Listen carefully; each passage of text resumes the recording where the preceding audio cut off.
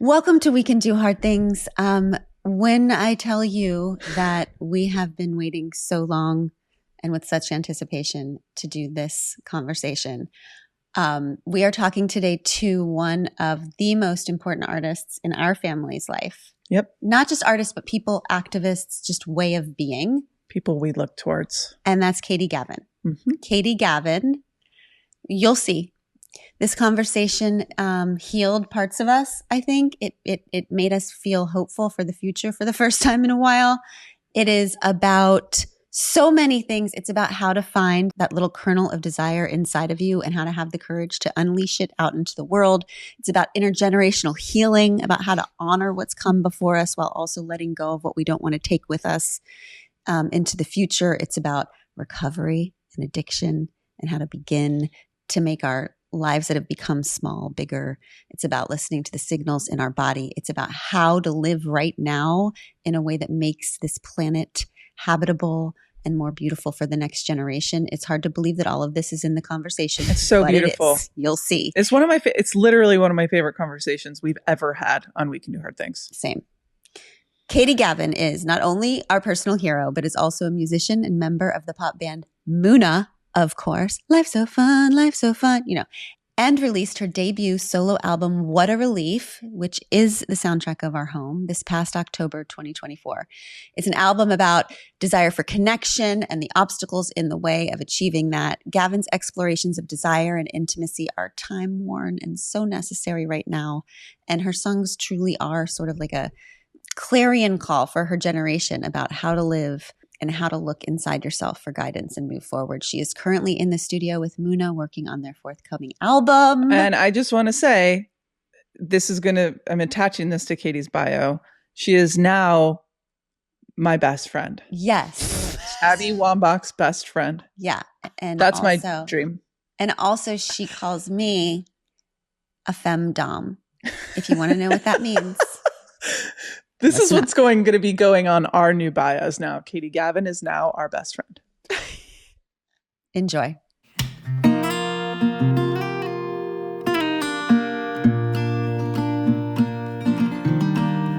Yeah! Katie, our girl. Yes! Hi, babies. Hi. So good to see you. Oh my gosh. Katie, this might be a normal day for you, but this is a very exciting day for us. Shut up. No, I'm excited. I'm nervous. Oh God, us too. Katie, this is my sister Amanda. You know us, but you two haven't met. Hi, babe. Hi, Katie. Very happy to know you. It's so nice to meet you. Where are y'all? This looks so good. Oh, really? We're in our basement in a little corner that looks like this, and the whole rest of the room is shit. Totally. And Amanda is in her son's corner of the bedroom, right? Mm-hmm. Yeah. But technically we're at home. Right. Yeah. We're at home. Where are you? I'm in my band studio. I came here because I was like, I want to record with a microphone. And I got here an hour ago and I literally just figured out how to get the microphone working with my computer. I'm like, how do I have a studio and it's this hard to do this? I don't know where anything is. I have big time, we call it lead singer syndrome. I don't know what's going on. I think I have that. I think you have lead singer syndrome. I think I have that. I'm going to call it that. That sounds so much better than how I've referred to it. How do you refer to it? I just call it beginner's mind, Katie. I think it's a Buddhist concept to not be aware of what's going on. Right. And to just be freshly surprised constantly.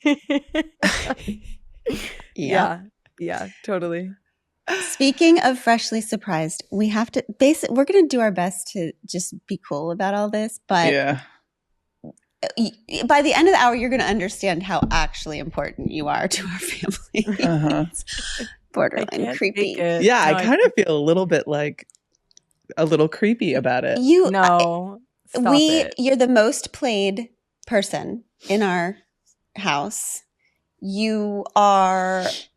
There are a few rooms that I'm in. One thing that's true about Miss Katie Gavin is that put a group of old lesbians in a room, and they're going to bitch about the next generation for 6 hours until somebody says Katie Gavin. Yeah, that's true. And then all the old lesbians are going to go, yes, respect.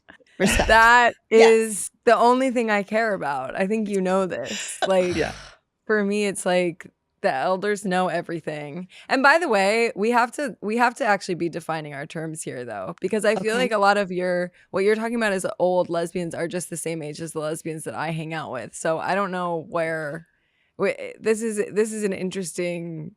But anybody who is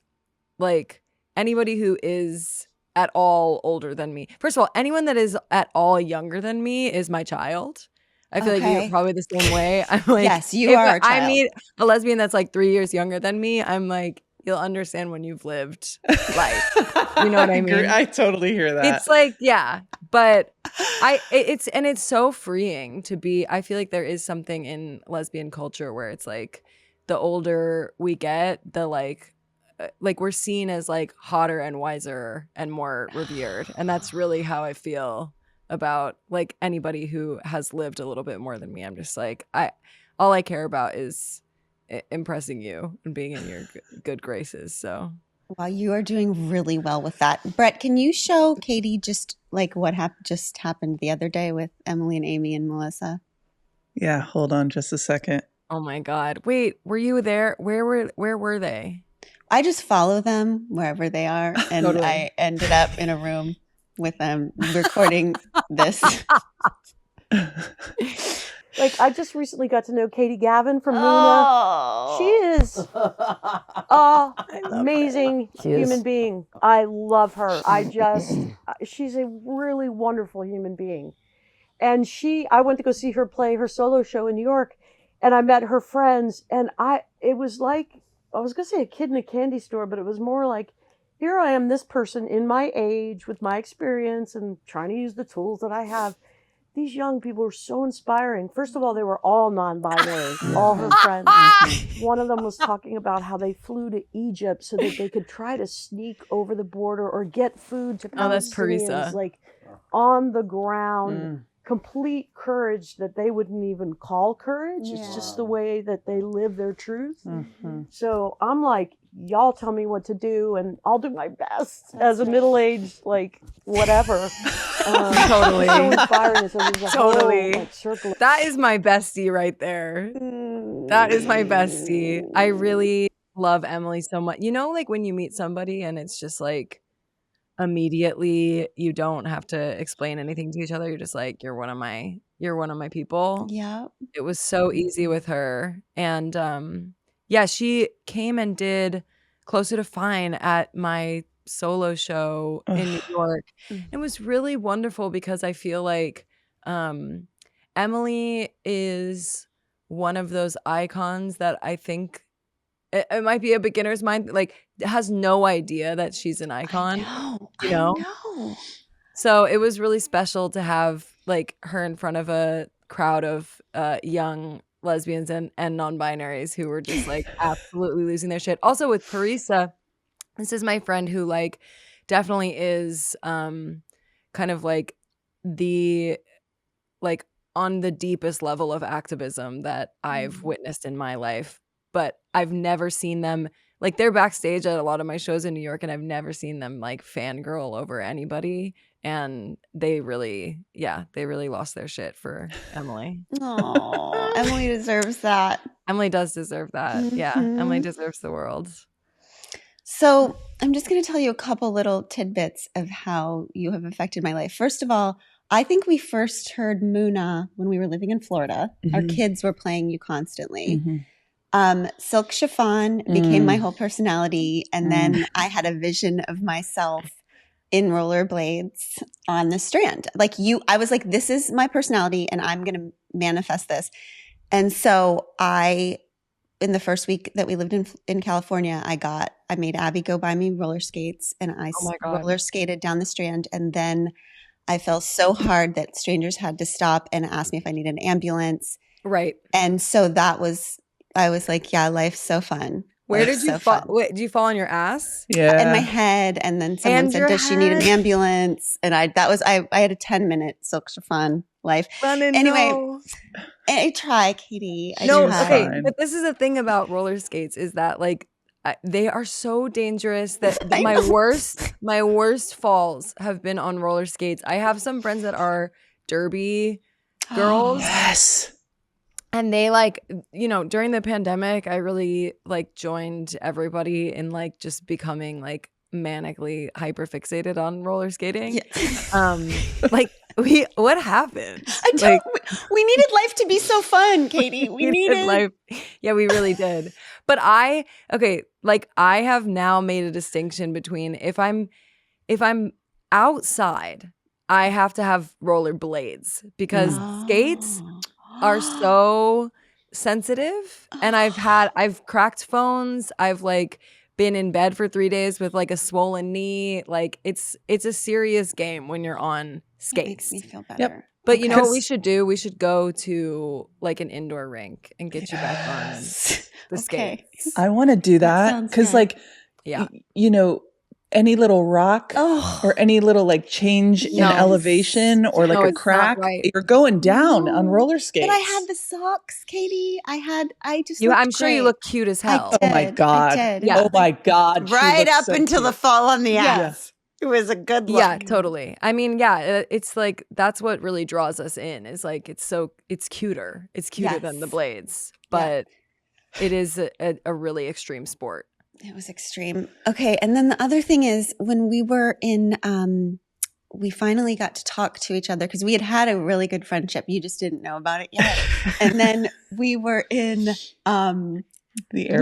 Mexico at Brandy's thing. Oh yeah, we ran into them at the airport, and we're passing them, and there was a lot of us at the gate. We were going to Girls Just Want a Weekend Yes. in Mexico, and then- Muna was performing there. Yeah, and so this lovely group of people walks by, and one of them looks at me and says, "I love you," and I know, and I do my like humble, sweet face, and I'm like, "Thanks," and then I keep walking, and Tish, my daughter, we get like 10 steps away, and she stops me, and she goes. And we don't really cuss to each other. She goes, "What the fuck?" She said, "Mom, fix it. Go back. Do you know who that was?" And I was like, "No way." So then we go back. Okay. Mm-hmm. Then Katie, I don't know if you remember, but we're at a table in Mexico and you come over and I have to sort of apologize because I've accidentally in a podcast that we were recording with Brandy and Kath in front of 1,000 people said, "Muna is my sexuality." And what I meant. Wait, pause. Because do you know that I was there? I literally was in the room. I was standing in the back of the room. Oh, that's great. Like a creep. I mean, I Okay. think what's happening is that we are being creeps for each other. Yes. So it cancels each other out, It and we're actually just cancels like out. friends. Yeah. That's it. I've decided. Because I felt like I was eavesdropping. Like I was like, I guess should I not be here? But I'm like, but I want to know. Well, based on what she said, where Muna is her sexuality, I could understand why you might feel like you were eavesdropping in on something that maybe you shouldn't have been hearing. Because Glennon, you have to explain What I meant was, Yes. and Amanda, I called my sister. I was like, "I said this, but I really need you to explain to you what I meant." What I meant was that there's a lot of different expressions of gender on the stage and like energies in Muna that I relate to every single one of them. I didn't mean. Whatever, Glennon. Fine. Yeah, exactly. Anyway, Abby was like, Whatever. And when I said sexuality, what I meant was not sexuality. Okay, so that was I just know, a word I know pulled. what you are saying, and I think that's beautiful. But I would take it as more of a compliment if it was the other thing. Yeah. Yeah. But here's actually what I think. Thank you. Here's what I think, Katie. I think the way that you all move on the stage and the way that you perform with such fucking freedom, that wasn't something that for Glennon for many years, straight white person, and now Sunday school teacher, and now a queer person. It's like the OGs weren't allowed to express themselves in the way that you all do. Mhm. And so there's this jealousy, this craving of like, and watching you do it, it makes us open up and it makes us feel like, oh, we can maybe express ourselves in that way. And that is, I think, a form of sexuality. I don't know if it's like pointed in the direction of necessarily you guys, I mean, hopefully not, but but do you know what I mean? Yeah, I do. And I remember hearing this part of this conversation. I think like you and Brandy were going back and forth about like the feelings that come up when you see like younger queers have like a more liberated sense of self and have the ability to like move in public and express their sexuality without as much fear. Yes. And I can imagine that that's really complex. I can actually relate a little bit because I do feel like the like progress of queer representation has moved in such an exponential way that like even, you know, Muna started as a band like publicly in 2014. So this was like, I'm like, guys, when was marriage equality? Was it 2015? Yeah, okay. 15. Yeah. It was a nice time while it lasted. I'm like, Go 2015 to 2025. So I feel like we have seen a big shift even in our time. Like I remember us having many conversations in the beginning, like deciding if we were going to talk about our sexuality. And I also know that this conversation differs a lot between like people who present as more femme and people who present as more masc. I think it was a different type of bravery for Naomi and Josette. And they also had to go on like a different journey of being comfortable asserting like, this is how I want to represent myself. And it might not make sense to like stylists that are used to like mass media projects or whatever. But like the people who get it like are going to get it. So we've seen that difference, but I also like, I totally understand that confusing mix of emotions of like, damn, am I envious of this person? Or is it like, actually inviting me into like, is this a sign that this is a space that I'm safe to move into now? And like, what does that feel like for me? And also it's so, there's like an irony there because it's like, we wouldn't be able to express ourselves in that way had it not been for like the ways that those who came before us like showed up and fought and really fought, you know, like gay liberation was no joke. Like people put their physical safety on the line so many times so that we can like fake hump each other on stage, you know. And it was so worth it, Katie. I know, and I'm so grateful. I'm so grateful for the fight. They fought so you could hump, and it's really so that I might hump. Yes, and I will. When you came up to me at the table and I tried to explain this, which I didn't need to, and you said, I understand that what you're saying about the sexuality expression or the gender expression, because you said, because you are femme dom. Yes. Okay. Now, Katie. Yeah. When I am asked to explain who are you in an interview, when I walk down the street and they say, who are you? I say, Katie Gavin says I'm femme dom. It's so true, you guys. It's what she says now. It's my favorite. I don't like labels. I've never accepted any of them except for that. And the only problem with it is that I don't understand what the hell it means. It just sounds right. Although when I said it to my son, oh God, he said, please don't say that to me again. Yeah. So he kind of got a little cringy. I think it might mean something else. Can you explain to me what I've been introducing myself as? I hope it's like a secret society of like. This is just the energy I get from you. It's also like you're my femme sister. Like I think that this is so, there's so much discourse, and like Abby, you might know more about this than I do, because I think in some ways like I'm not actually as learned about like the femme butch like culture and history as I should be, but I do recognize myself as being like a part of that lineage.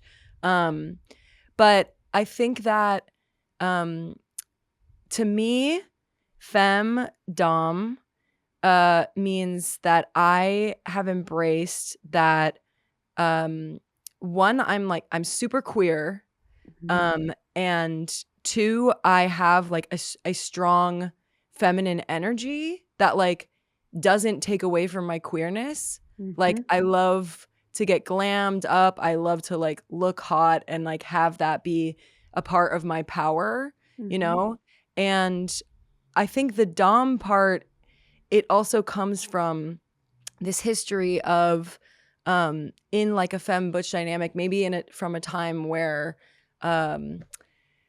people weren't as comfortable like expressing desire like in an open way. I think because like butches are in a position where they're not as like physically safe to move through the world because they're clockable as queer. I think like femmes maybe took on this role of being the ones to like initiate more, being like more in control of like, I know what's going on here and like I'm gonna make this happen.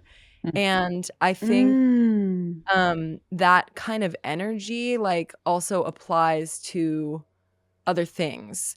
I think that another way to explain like my view of femme, like being a femme and being kind of like dommy, is like that there's something about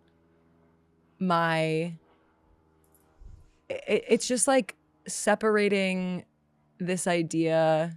It's really basic, I guess, in the end. It's like separating this idea of like someone who is feminine needs to like take a more passive role in things. Like I think I see you as someone who's like, you've really taken so much agency in your life. Like you've really claimed the agency to be like, I am going to create the life that I want for myself, and I'm going to create a community like around me that feels so good. And I want that for all my people too. Like the kind of like active role that I've seen you play in your world, I'm like, that's a dom. Like you're just doming it. Put it on my gravestone. It's so true. And I mean, Katie, like the way that your brain is like moving right now, I just appreciate all of that thoughtfulness so much. And I don't think that I've ever thought of, because of my sports background, and yes, I'm mask and I am very like queer presenting. It's interesting how I've never thought of my safety because of my sport, but I do think that Glennon has this ability to pass as a straight person, which gives her a little bit more privilege and safety in certain spaces. And I think that you've noticed that in our relationship and marriage over time. Oh my God, that's why I can be fired up. It's like when I'm with a friend who's Black, like, and I can get away with being a different way. Yeah. Like, it's just a levels of safety and how you can move in the world.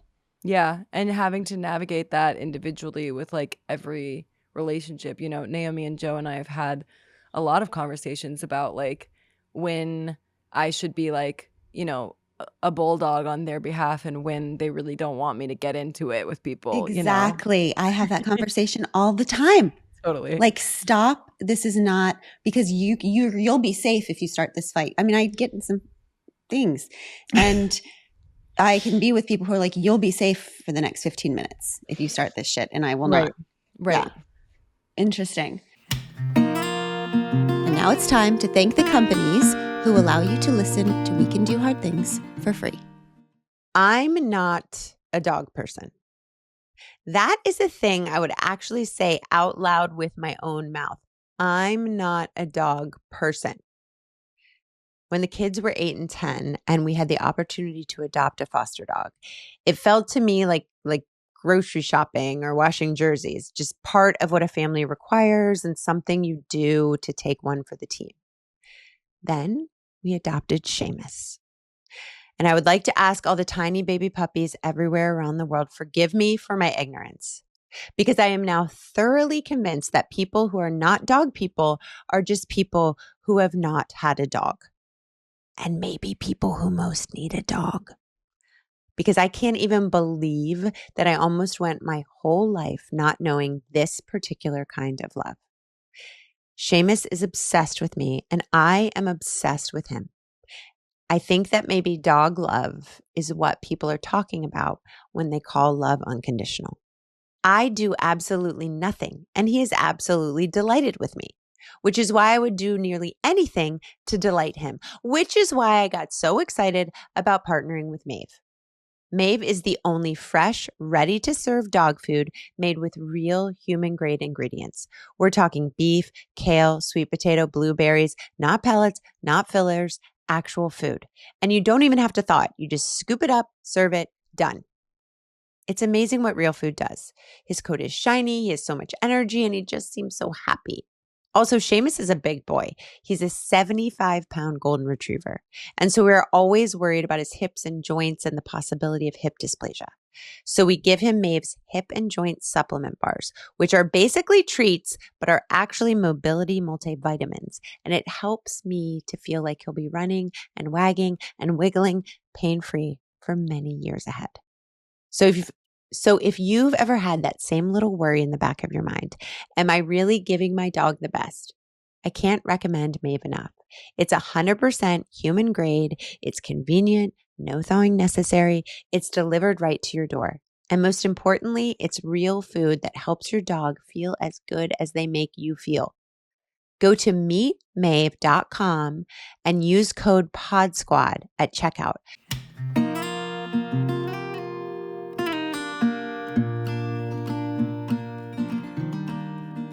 I'm just fascinated by the whole conversation about like desire and agency too, because even when Glennon's talking about watching Muna on stage and being like, I don't know what it is, but that, and it's like, whether it's a freedom that I want or something that I'm it's about desire, right? Not even necessarily desire for them, but desire for me. Yes. Like I am feeling a pull of that. Mm-hmm. And then to hear you talk even about all of these things seem like so rooted in an ability to identify your desire, and then somehow to either have or not have the agency to make it so. Like even Glennon creating that life that she wants for herself is an act of desire and an act of agency. And so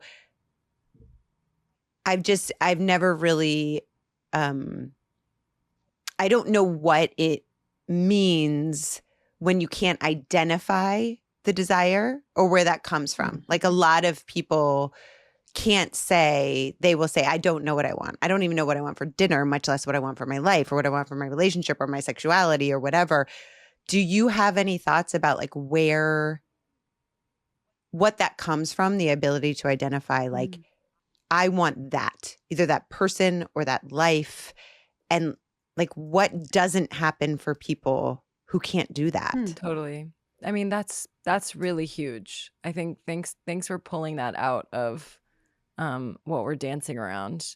I think for me, I am so like touched by the grace of God that I was able to get to the point where like Muna as a project was started, because when I look back, like I was not a person who could identify what I want or a person who was in touch with my like gut instinct at all.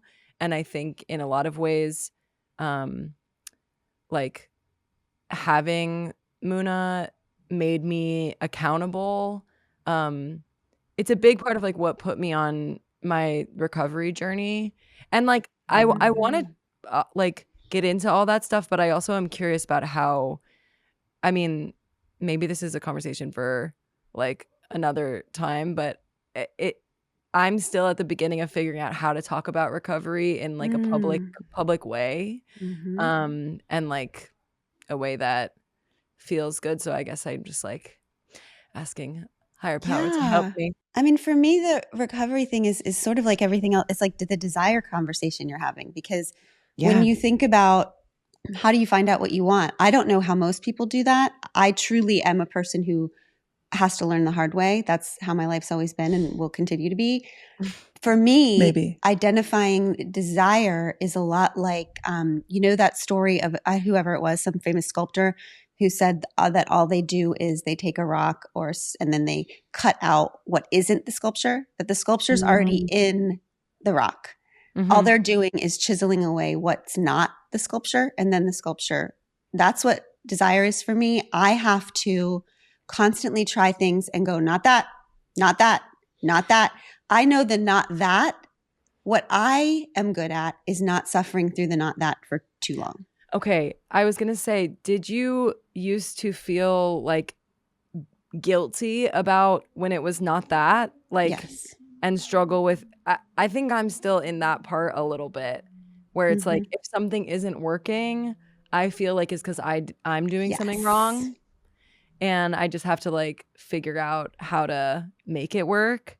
But I keep hearing this message over and over again that like being able to identify not that quickly and like accepting it is huge. Yeah, yes. I think that one of the hard things because I mean, I've been in recovery for almost 10 years now, and you're 22. One of the hardest parts about recovery for me at the beginning was it made like, at first you were like, I can't trust myself because myself got me into this mess. Right. And so the not that part of this conversation is like holding like loosely to the not that's of whatever choices you're making, or, you know, the sculpture. Like, it's like letting go of those parts that that aren't serving you, that haven't worked. And I don't know. I remember very vividly being like, oh, I can't trust myself. I have to like turn myself over to a higher power, or just like really like white knuckle it at first. But eventually, I mean, I drank 15 cups of coffee every single day because that was my not that attitude. You had to do whatever you had to do. And one person said to me long ago, whatever you have to do, just do it. In order to not do that, in order to not drink alcohol. The sculpture at the center that you're recovering in recovery, like whatever recovery is, recovering an original plan. Yeah. Uncovering. Yeah. So I guess for me, I get into situation every hour, every day, every situation. And I feel like y'all get into a lot of situations. Like you have a high amount of situations in your life. High stakes, low clarity. Okay. and I feel a nope. And I also feel yes. Like I feel, oh, this is warm. This feels right. This feels like an opening, this person, this situation. And then there's a not that. And then I spend a lot of time and suffering telling myself that it's just me that can't handle that thing and other people can handle that thing. And so I should just morph a million ways. Is that what you're talking about? Yeah. You know, what's coming up for me with that situation is co-writing songs. And this has shifted for me, but when we first got signed, our label was encouraging us to do co-writes, and I struggled with it so much, and every possible sign in my body that like it wasn't the right thing for me at that time was happening. Like I would become so exhausted, I was getting sick, like all of these things that feel really on the nose. But I felt so bad about it. I was like, what's wrong with me that I can't show up and create in the way that these people want me to, and the way that seemingly all these other people can. And I think what was going on is like, I have a hard time. I wonder how this is with you, Glennon, with like writing. I can't, there's a lot of things that make it impossible for me to like actually think clearly. And I can't like always actually think when I'm in a room with another person. It's quite hard. We talk about this all the time. Yeah. Abby's Really? like, you are an individual sport athlete. Totally. Like, but I love people, but art to me, I'm amazed when people can do it collectively. I'm amazed by Muna. I'm amazed that you are a person. I'm obsessed with the idea of how do we find community and work and life where we can be held and free. Like held and free. And it feels like you're doing that. Like you have found a way to be so respectful and gorgeous with your art with Muna, and then also carve out. I mean, what a relief. Like the album is our family's heart. Yeah, your solo album. It Holy is so moly. It is every single theme of my life that is in my heart and mind is one of those songs. It is what a relief. It was such a fucking relief. That really means the world, and it makes me feel like I'm doing something right. And that was its own thing of like, I started getting a feeling of like, these songs like are special to me. Like I know they're not right for Muna, but they mean something to me. And deciding like, this is what I want. It might not make sense to other people. It might not actually be a smart business decision because now it's been like 4 years and Muna hasn't put out a new album. But I'm like, this is what I had to do. And like trusting that that's the step you have to take, like to lead you to wherever you're going to be next, you know? And like, it really did have a pretty like divine purpose in my life in terms of like reconnecting me to why I fell in love with music and songwriting, and reconnecting me to this like really like experimental part of myself. We often talk about Muna as a marriage because we're contractually like bound to each other, and we like create the like, and we make these things together. And I think y'all maybe know this, like Naomi and I dated in college. Naomi was like my first queer relationship, and we broke up like a month after we got signed, and then we went to couples therapy after we broke up. And the only way that we could, because that's when you really have to make it work. And the only way we could explain it to the therapist, we were like, we're a divorced couple that has a child. Yes, you're co-parenting. That's right. Yeah, we're co-parenting. And I think like a lesson that I've learned in Muna is like, we all have to like risk, you know, we have to take the risk of like leaving and growing individually and pursuing the thing that feels important and right for us, and like changing, so that the relationship can stay alive. The one thing that hasn't changed is that like Naomi and Joe are like my two favorite musicians and creators, and like I respect their vision and opinion so much. I think that's what makes a band, is like like respecting somebody's vision and opinion, and also not having like a toxic environment where you can't express your opinion, you know? But yeah, I think that was like that was a huge win for me in terms of like having a desire that I was afraid of, and like not letting that stop me. Was it scary to tell them that you needed to go off on your own? I mean, I'm thinking of other musicians that we know that have done this. How was that for you guys? How were those conversations? I'm just thinking of every single person who's in a family or in a friendship or who are in these beautiful tiny communities, but also feel the yearning for individuality, but are scared to do that because they're scared of hurting feelings. Like, how does that process go? It was really like low and slow when we were working on our third album. And I already had like most of these songs together. And the first thing I asked was like, can I take a week and go into the studio like with a group of people and just record these songs like as like kind of this experimental project. Like I didn't really know what I was thinking like, I'll just put it up on Bandcamp or something. Like I kind of have this like okay, Katie. Okay. No, I have this like pathological attachment to like starting over. I think it maybe has to do with like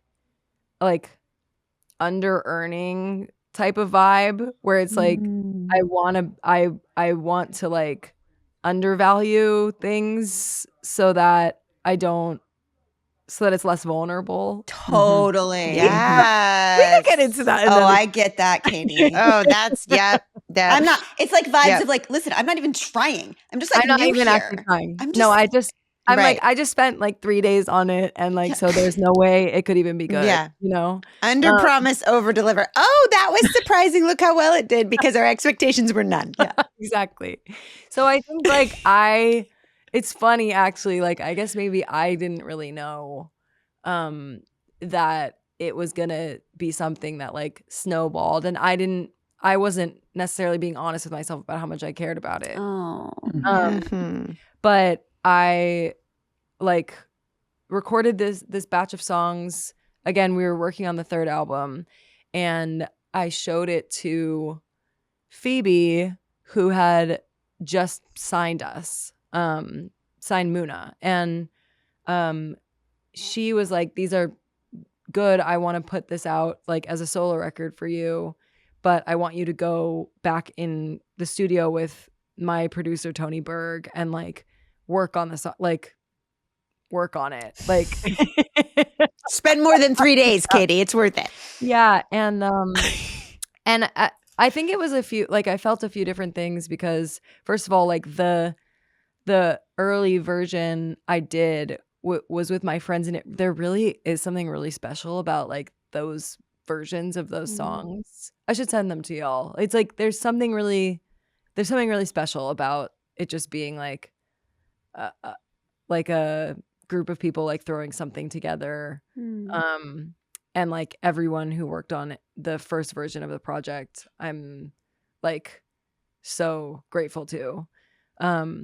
But then I had to contend with like, okay, it was a different conversation then. It was like, okay, I think I actually want to put this out on a label, and like I want to work on it like as an album that I'm gonna put out in a real way, like with an album campaign and everything. So that became a different conversation, and we decided that I would wait until the Muna album came out. And you know, I do have to say that like I think if it had been one of them that had done it, I think I would have had a harder time than like they are such like understanding and supportive friends, and they were like pretty much immediately able to like put their egos aside and let me do what I had to do. So and I can't say I would have been able to do the same thing. I think I would have maybe required some band therapy sessions. Yeah. I mean, it's all co-parenting is all good until the other parent decides to pursue a new partner. Like that's totally things get freaking complicated then. Yeah, definitely. So beautiful. Can we show you? Okay. So we did this tour. We actually did it for all the network of immigration orgs in the country. And we started every every single night with our daughter singing the Baton. Okay, so can we it's just a minute. I just want you to watch it. It's a short clip. This song is on repeat in our house all the time, and it means a lot to my family. It's just kind of about like healing and generational trauma, just some light stuff to close out the evening. So this is The Baton. It's by Gavin.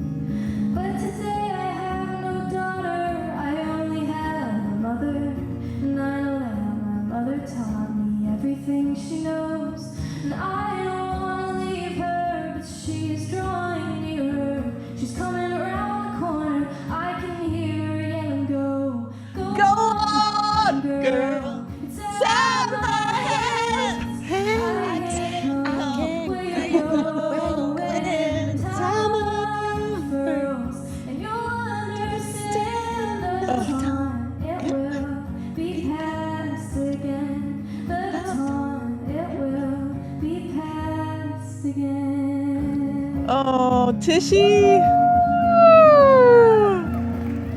Man, she can really do it. She can really do it. Are you crying, Katie? So good.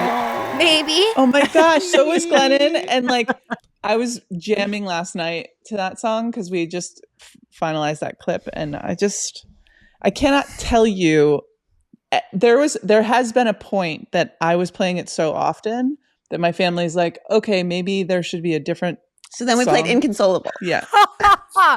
Maybe there should be a different song.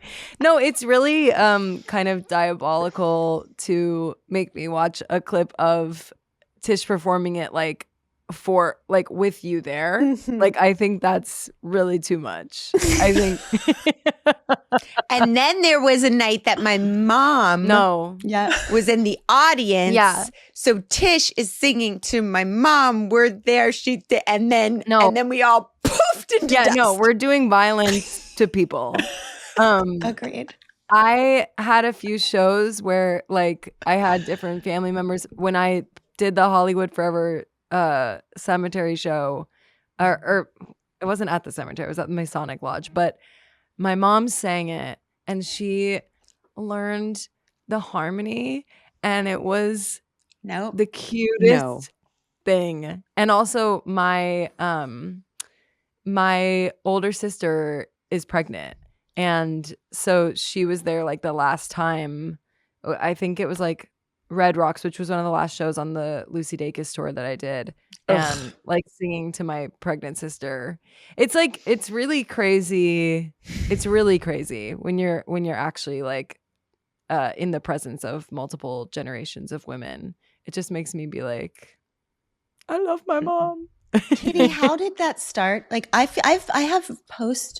have retroactive stress that there's a realm in which you didn't follow your desire, and you got too scared to do it, and then you didn't make this song, and then and I just want everybody. This is not just about Katie.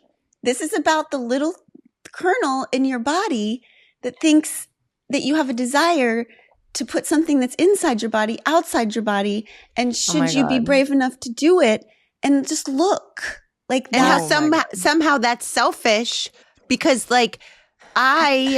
If you thought this doing individual was selfish, like you should know that I wouldn't understand my life. Exactly, Katie. It's so true. So what started that kernel? And also like the layers of it, where the Irish music and like the choice of the Irish sound being part of like the cultural baton of your life, and just Just say anything about that song. Well, first of all, I don't want to forget that I am really curious about if you have any experiences with writing and creating where like after this question just kind of made me think about times where I've written something and then I get scared about alternate universes where I like lived the day a different way and like that the thing didn't get created. I wonder if that happens to you. Oh, all the time. And then I have a million things that I've written that I don't put out because I'm already scared of the alternate reality of me putting that out and what would happen, what will happen to that world. Oh, yeah, absolutely. But I think that the beginning of the Baton came with like that metaphor of a relay race. I was in Nashville, again, like on a journey of trying to co-write. And this was one of the first times that I actually had a successful co-writing session. I think like people in Nashville are a little slower and calmer, and it like that was helping me. But I was also like just meeting a lot of like cool young women, and my friend Maddie Diaz had like a full moon ceremony. So I was just like I was just vibing. And I remember driving and the metaphor of the relay race like kind of crystallized for me.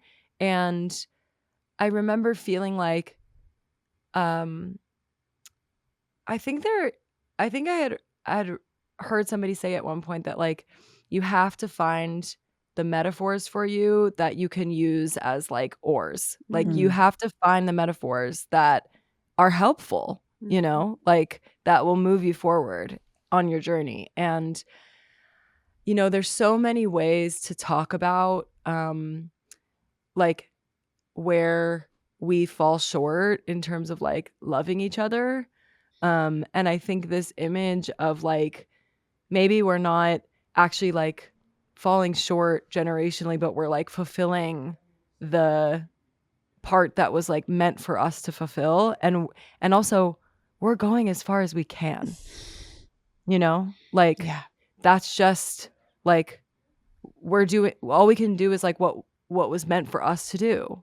And seeing that so clearly, you know, I was also, I think like in my late 20s, like I was maybe 29 when I wrote this song. So I think getting to the place of like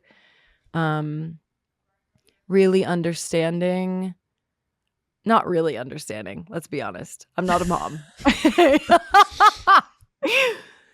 You also won't really understand if you're ever a mom. So okay, don't worry. Cool. Yeah. That's really that's the bad news, Katie. Great. The songwriting is so careful though. It's so specific and beautiful. Like that we talk about the line of, I know that my mother taught me everything she knows. That is not, that is a way of saying, what a gift.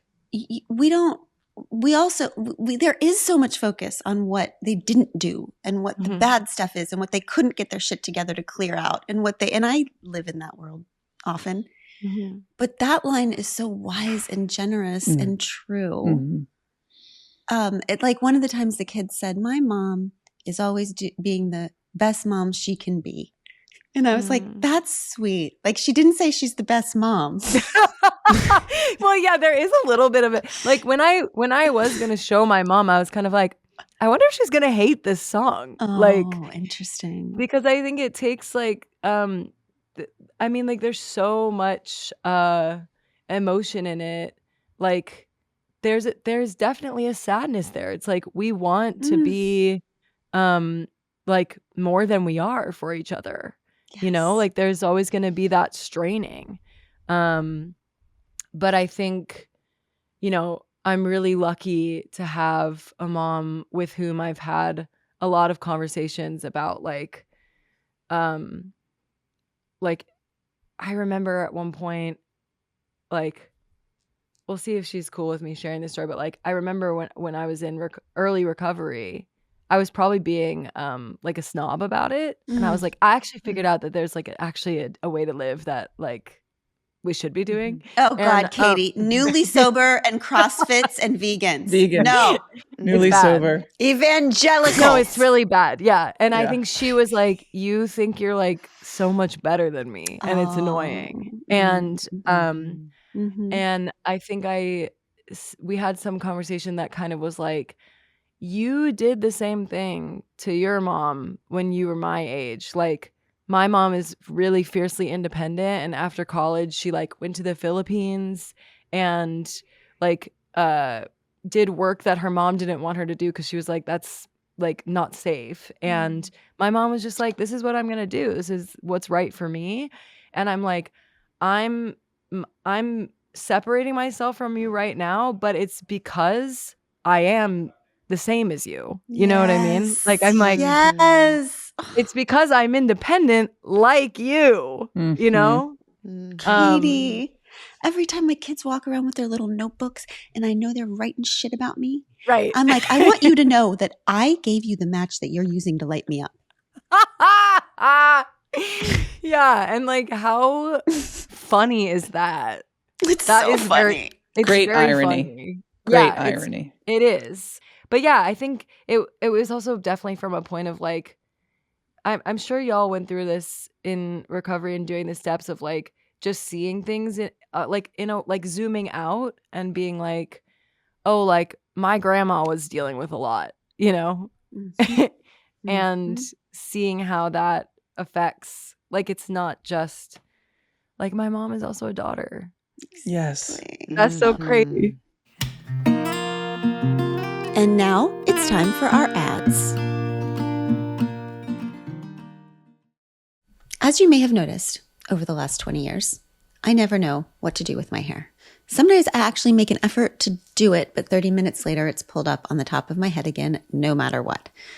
Curly-haired life can be tricky, and those of you with straight hair privilege will just have to take my word for it. So when Curlsmith reached out to say they wanted to sponsor We Can Do Hard Things, I asked to try their products first.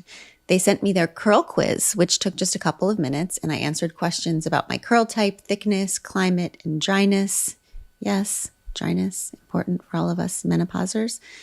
The quiz gave me a customized routine and some products to try. So my favorite of the Curlsmith products is the Curl Quenching Conditioning Wash. All of their products are great, but this one is awesome. It's a 2-in-1 conditioner that gently cleanses your hair without stripping it of all the natural oils that you have left. It's good stuff, whether you're looking for hydration or frizz control or volume or definition. So thank you to Curlsmith for supporting our show and our hair. If you're ready to embrace your natural curls, join the Curlsmith community. Curlsmith celebrates curls because they know it's a curls world. Find your curl confidence and take the curl quiz at curlsmith.com to get 10% off your first purchase, or shop Curlsmith now at Ulta Beauty. Okay, Peloton is shaping the future of fitness with the brand new Peloton Cross Training Tread Plus, powered by Peloton IQ. So as you might imagine, I'm kind of particular about how I work out. So I have the hardest time running on my own nowadays, got a hurt ankle, but in fact, I just can't really do it anymore. And the new Peloton Tread Plus has been a game changer because I can mix things up, and I definitely need that variety. The Tread Plus has it all. It combines running, lifting, recovery, everything you want. It's been a game changer for me because I can't run hard on my foot right now because I have foot and ankle issues. But the Tread is forgiving enough and gives me enough incline to get a solid sweat in. But what I love most is that the screen swivels. And so it guides me through an awesome weight session after I get on the tread on that incline. It's really amazing, truly. And it also has my high schoolers used it a few times. So I don't know what that says, but I think it's probably a good thing. Seriously, I am stunned at how much I didn't know I needed this tread. Plus, Peloton IQ also builds me a personalized plan. Weekly classes that match my mood and my goals, guided by the instructor I connect with most. And the swivel screen, like I said, it's just genius. You got to check this thing out, you guys. Let yourself run, lift, sculpt, push, and go. Explore the new Peloton Cross Training Tread Plus at onepeloton.com.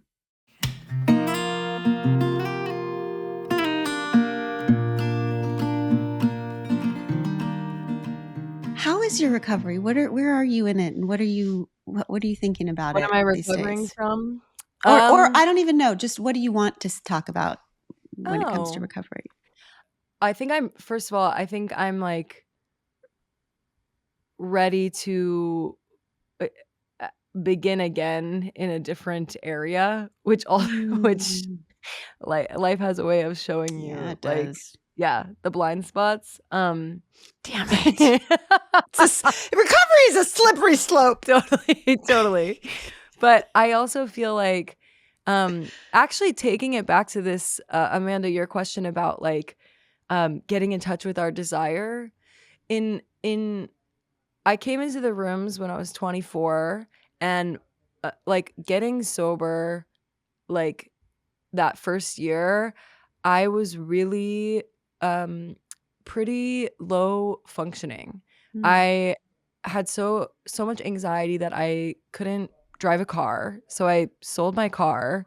I moved into a house with my best childhood friend who actually is obsessed with this podcast. So if you're listening, Becca, I love you. Becca, we love you, Becca. Hi, Becca, we love you. She's gonna die. And I moved into a house with her because I kind of needed like not necessarily supervision, but I needed like co-regulation and accountability.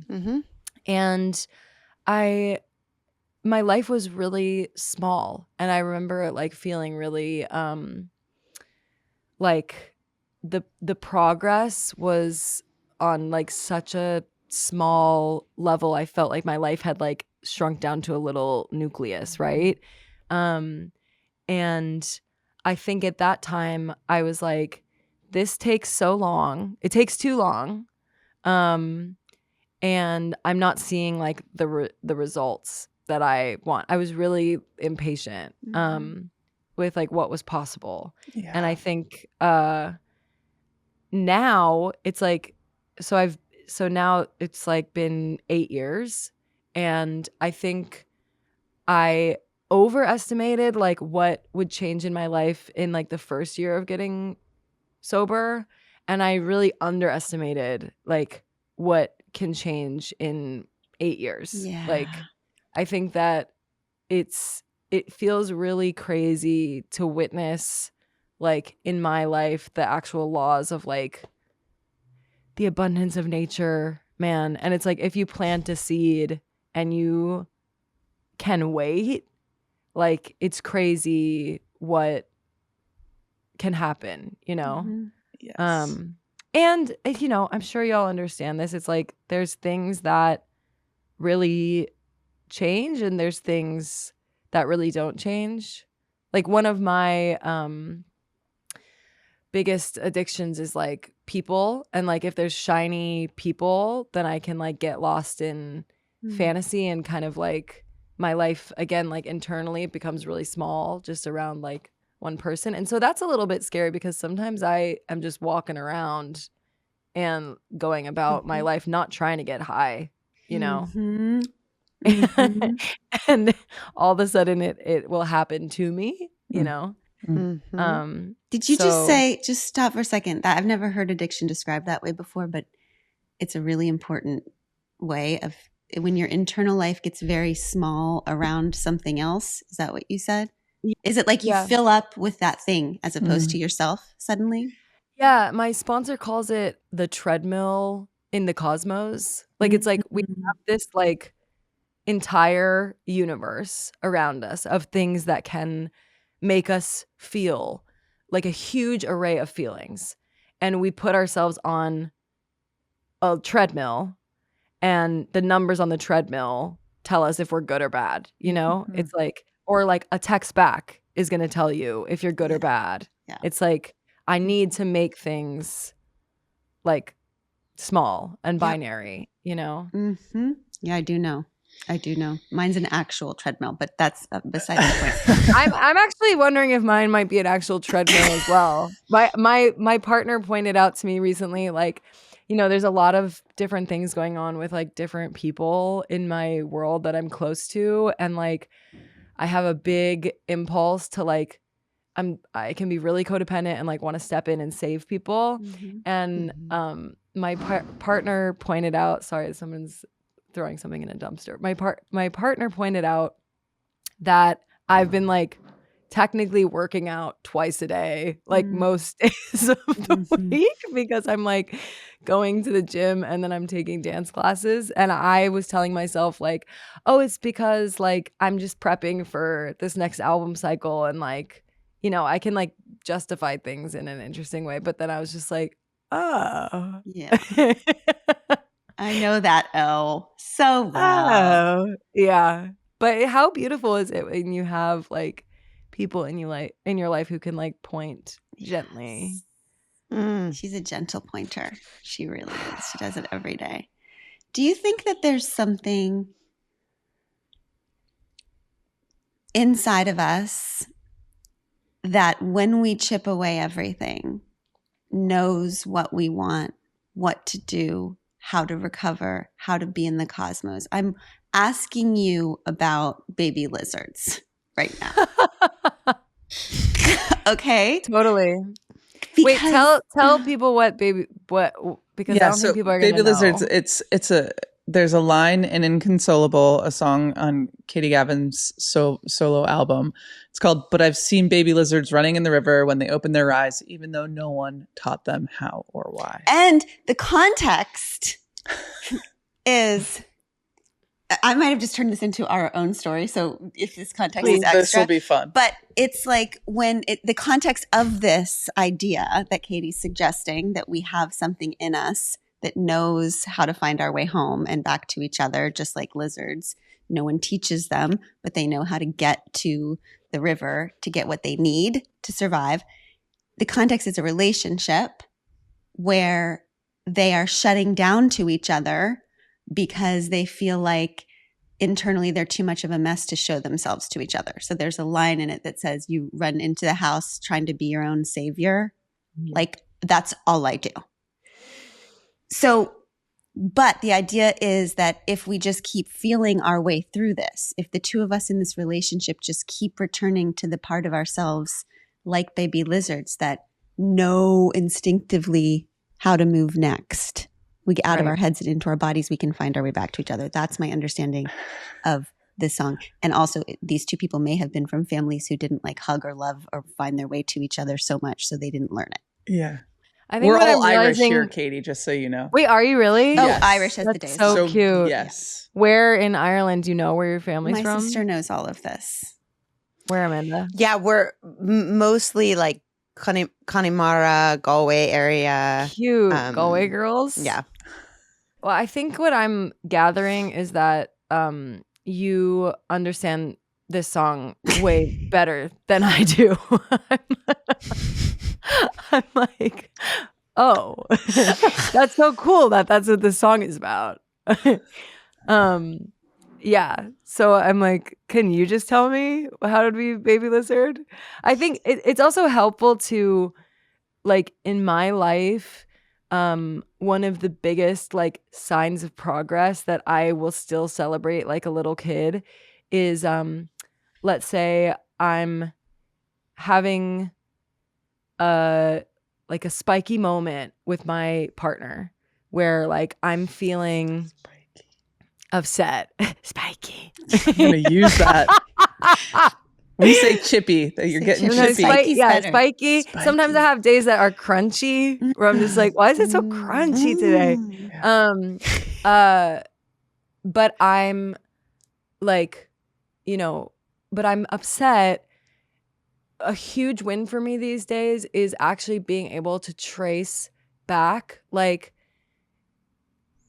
oh, they said this thing and it was a little thing, but like that made me feel like they're not on my side, or that made me feel like they don't listen to me, or, and like to actually be able to like find a thread in me and like, and usually I in the past, I ignore those threads because, again, like, I feel like it's wrong of me to like have these feelings, or like it's just something I should deal with on my own, whatever. Like, but acknowledging this little part of me that like needs, like I'm starting to understand that partnerships is really the space where we can ideally like feel safe to be like the littlest versions of ourselves, you know? And I'm so lucky to have a partner now where they can really meet that version of me and like treat her tenderly, and they're like proud of me and will high five me, you know, if I like realize, oh, this is what hurt my feelings, you know. And a lot of times I have to do it in a voice like, yes, I do too. I do a baby voice, and it annoys my baby voice. It annoys me because that's like a thing I'm not trying to be. No, but like if that's what gets it out of your mouth, then honey, that's what it's got to be. This is like 100% what I'm working on in therapy right now, which is this like 90% of my relationship happens in my head. Yeah. Because when something happens, I'm constantly doing the negotiation of like, well, this visceral reaction is incommensurate with this particular thing. Right. And so this is therefore unreasonable and something I need to mediate in myself before I present it, because that's just crazy town, right? But my therapist keeps trying to tell me the same thing, that like if an emotion happens, like, first of all, this is wild, but an actual emotion takes maximum of 90 seconds to flow through you.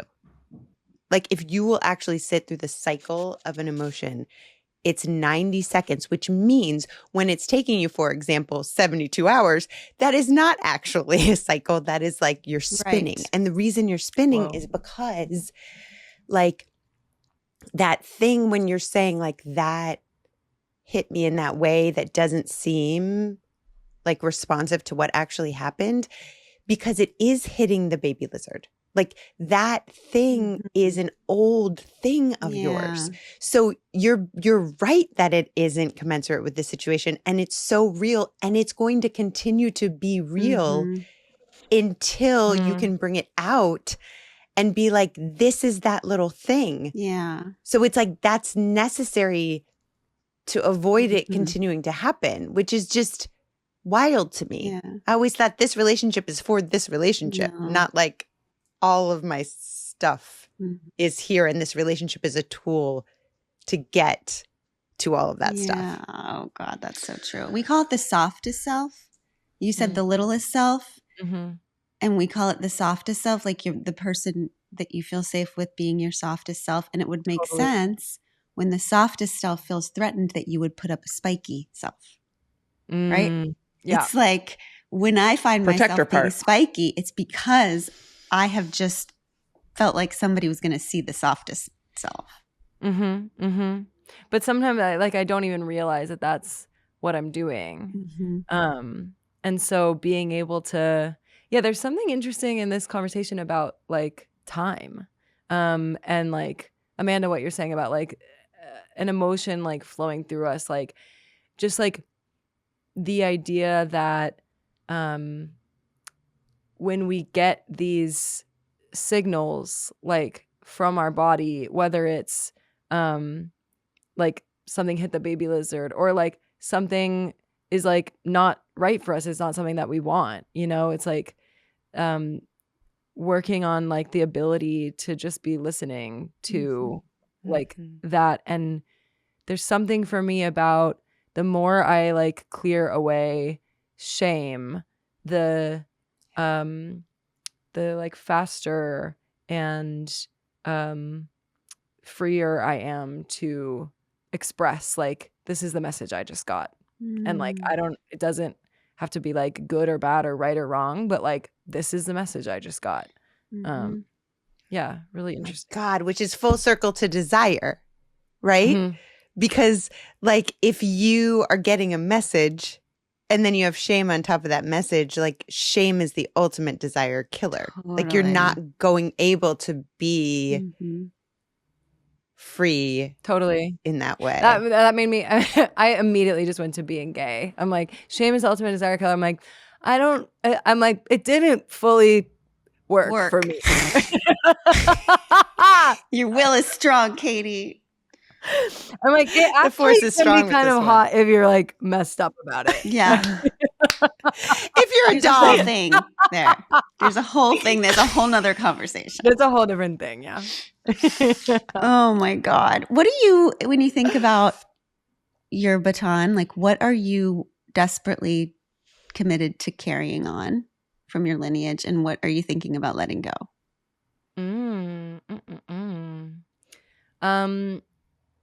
In my lineage, again, like the independence of spirit of like the women in my family, I think is so beautiful.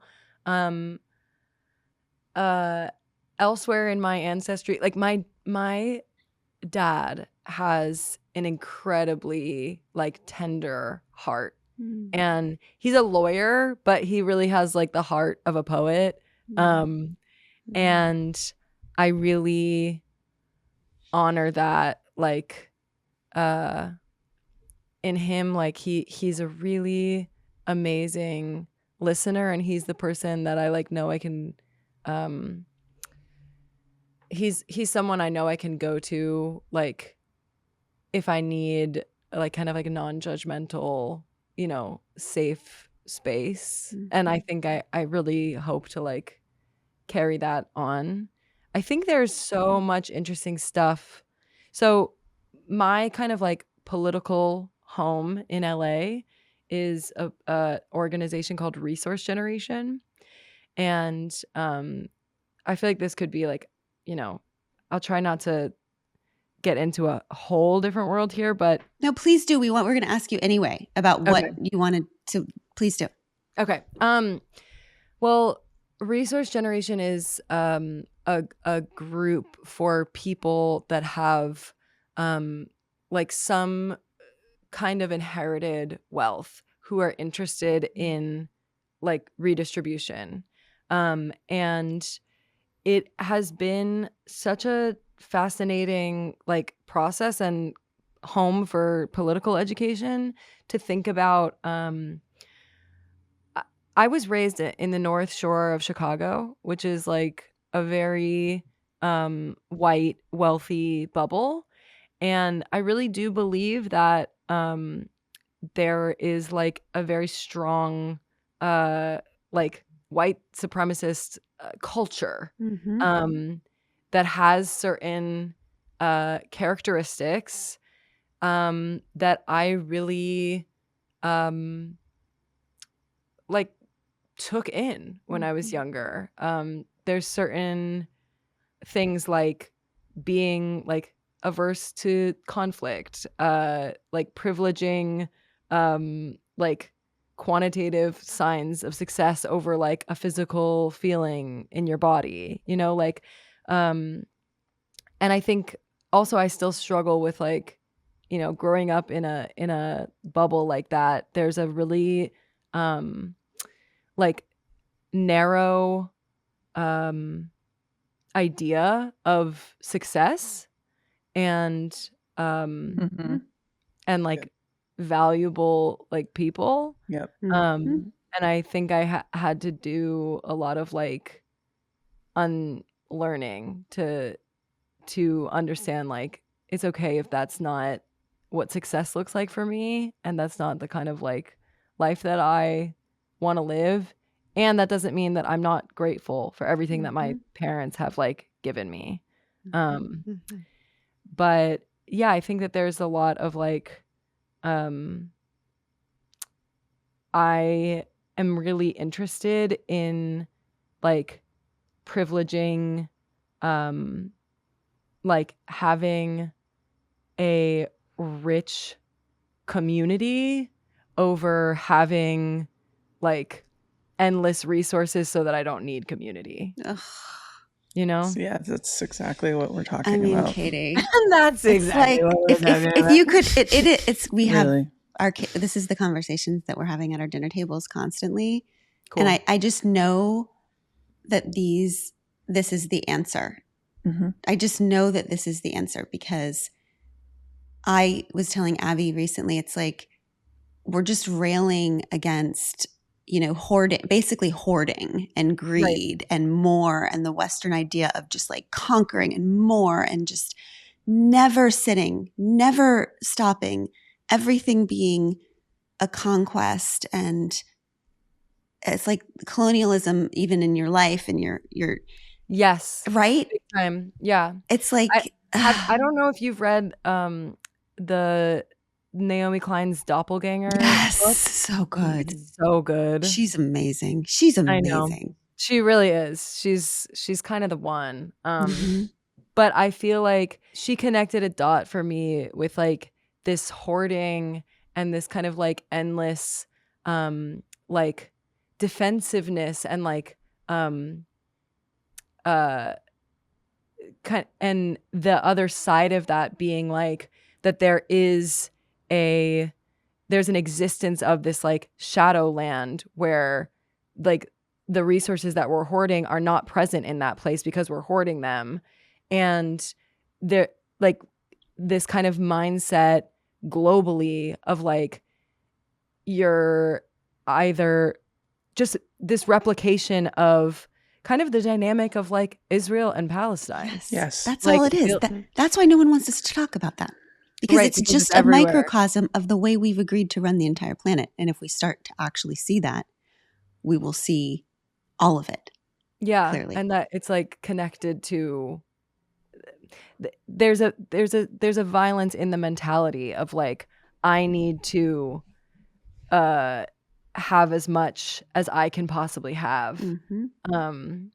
Maybe you're not like directly starving people or killing people. Maybe you are. Some people are.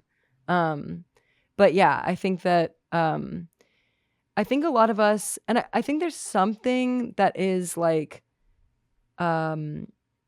really, it's been tender to talk about it with my family because like I think it's scary when you first are learning if you weren't like if you didn't grow up in community in like an intimate way of like relying on each other deeply, it's hard to learn. Yeah. That you don't need to always have more than enough, like if you can ask other people for help, Yeah.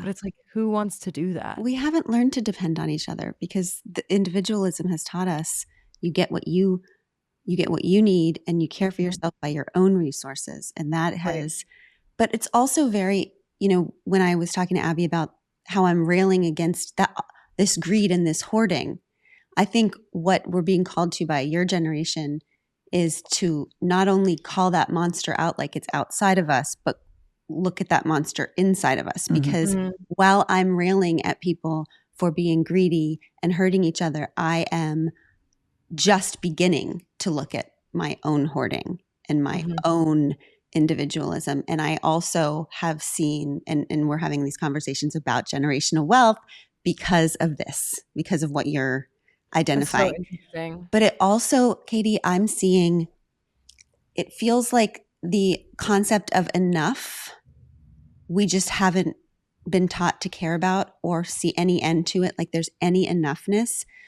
But what is really clear now is that the people who can't figure out what enough is, even who have a lot, are refusing to say enough to what's going on in the world. There's a direct correlation between this idea that even our rich friends are so scared to speak out because why? Because you're going to lose your next opportunity, but you already have you have enough so you can put yourself on the line. Right. But if you don't know what enough is, you are not free. I literally was almost about to break into Tracy Chapman. Oh, that's yes. Oh, she would have. Sorry. But I feel like it's sort of like addiction or sort of like religion or sort of like this is not just like a 1 degree turn north. This is a whole basis on which we have built lives and nations and empires and generations. And we are taught like this is how you keep the baby lizard safe. Right. The baby lizard doesn't have any allies or friends. The baby lizard stays safe this way. Mhm. And so and that's really hard to replace when you have no experience or evidence, but just testimony that the other way will work. Like when people are in community and feel the safety of community, they believe it. They know it. They know it's far more secure than made up paper. Yeah. I mean, hopefully now this is just a not this moment, right? Right. Right. I Or mean, just not this. I know, but it really has been super confounding, like to see people not be able to, like express outrage, but also in my life, I think a lot of, most of my friends that have platforms like are using their platforms, and I think that it's possible that I might live in a bubble where people are really speaking out and saying free Palestine in a way that maybe y'all are having a different experience in your We community. are having a different experience. That's really hard. Mhm. I have a friend who like was raised Zionist and has gone through a really amazing transformation, but it's also been painful. Yeah, of course. And I think like I've looked to her a lot. This is Hannah Einbinder. Oh, of course. I've looked to her a lot in terms of like talking to people, because I know like she has a lot of conversations with people who don't agree with the way that she's speaking out. And she's managed to maintain like really this stance of like, I will walk with you. I will send you these books. Like Wow. I will be here for you. If you like come with me on this journey and like step across the threshold. I know it's scary. I know it's hard. I haven't had like as much experience with people that have been people that aren't speaking out. I guess maybe that's partially because it's like Muna, we like Naomi and I, part of the reason we were so close was because we were doing like college activism, and like we've just always, that's been our community. But I will say that like I've been on my own journey of like I think a big thing for me is using my phone, like not just as a platform, but as a way to like, there's like 4 or 5 families that I speak to on a semi-regular basis, and just like connecting on a human to human level and being like, what's up? What's going on today? Where are you? You're talking about Palestinian families. Palestinian families. And it's not, for me, like I have had to orient my life and my activism in a way that I know it's not like this is easy. It's not like this is easy to like look at in a sustainable way.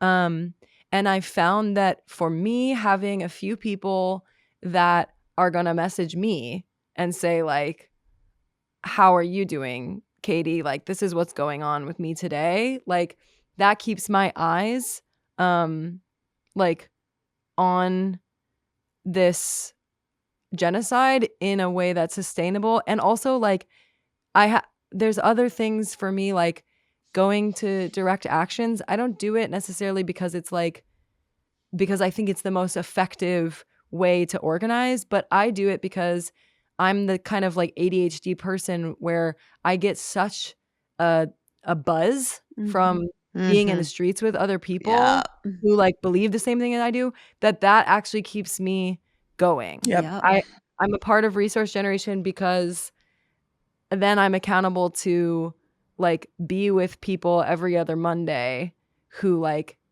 are like amazing activists who push me, like I have to set up my life in ways that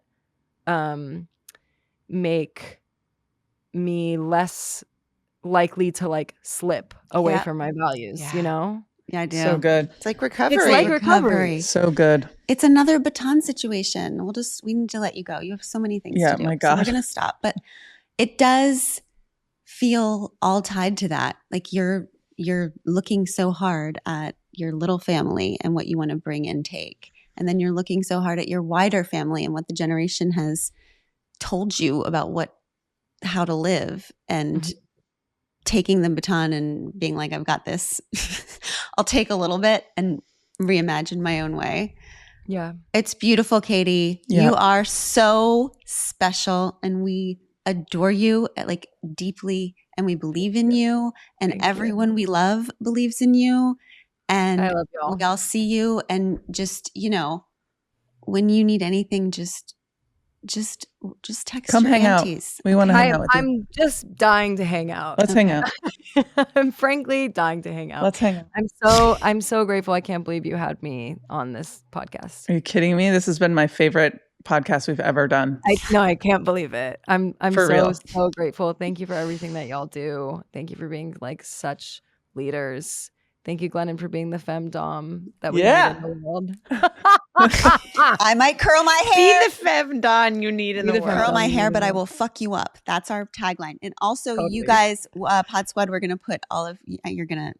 I know that this album is gonna be everyone's just constant. So we'll put the album link and all the things people do. What a relief! Go get it, Katie. We love you, Katie. Go, go, go, go, go. Mwah. Love you.